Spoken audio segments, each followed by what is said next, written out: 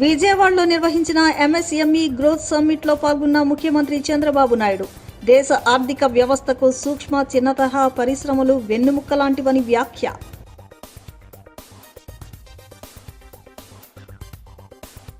Machilipatnam కరగ్రహారంలో MSME పార్కుకు శంకుస్థాపన చేసిన మంత్రి కొల్లు రవీంద్ర పోర్టు ప్రారంభానికి ముందే పరిసర ప్రాంతాలను పారిశ్రామికంగా అభివృద్ధి చేయాలని ప్రభుత్వం సంకల్పించిందని స్పష్టీకరణ.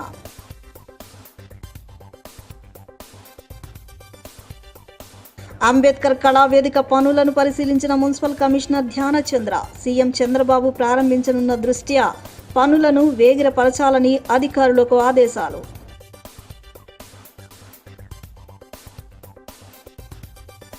రెండేళ్ల కూటమి పాలన ప్రజా వ్యతిరేకంగా సాగుతుందన్న మాజీ మంత్రి పేర్ని నాని ఇచ్చిన హామీలను అమలు చేయకుండా ప్రజలను మోసం చేశారంటూ ధ్వజం.